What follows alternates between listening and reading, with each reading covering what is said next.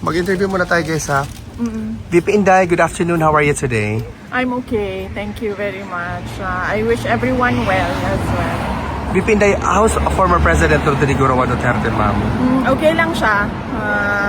He's in a good spirits. Nag-snack kami. And mainly family yung napag-usapan namin. At karamihan sa mga about sa family is yung about sa mga anak na ang pinag-usapan namin. The love for your children. Yan yung general topic. I see. Ma'am, there's a question coming from Jimmy. Jermaine po.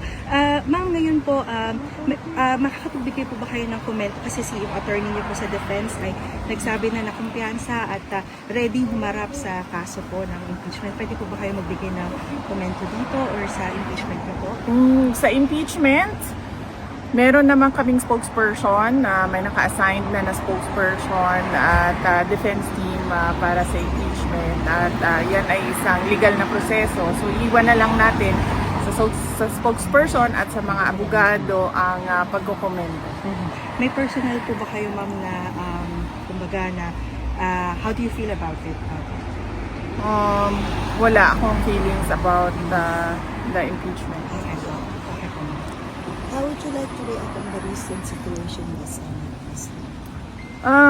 Well, nakakalungkot dahil nawawala yung respeto ng mga ibang ahensya ng gobyerno sa independence ng ating Senado.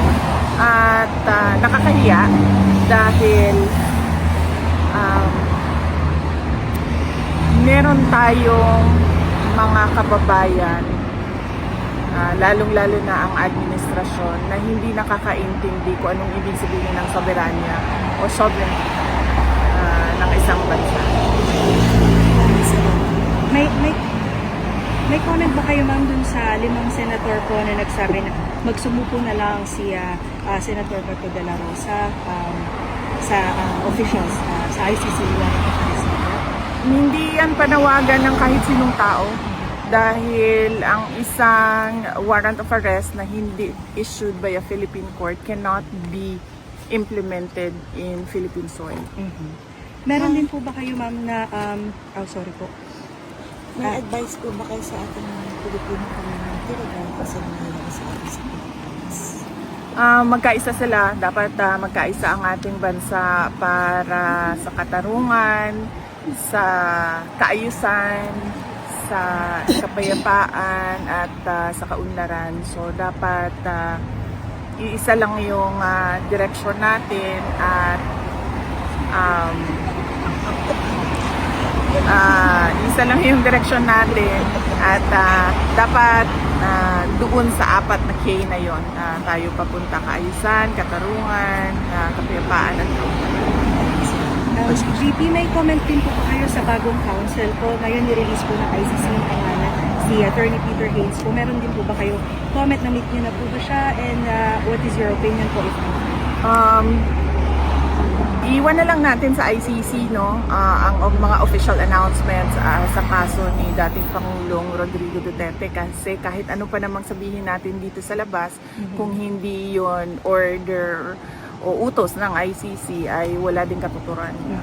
Na-meet yun na rin po ba yung bago pong council, ma'am? Hindi ko na-meet yung council. Ma'am, just to conclude this interview, ma'am, do you have a message to the Filipino, particularly what's happening in our country right now as the Vice President of the Republic? Nalulungkot ako at nalulungkot ako dahil inuuna yung mga interest, personal. Inuuna yung mga personal na interest ng iba't ibang mga politiko. At nalulungkot ako dahil napapabayaan yung mga kababayan natin na nangangailangan ng tulong sa panahon ngayon ng paghihirap. At nakakalungkot na mula sa pagiging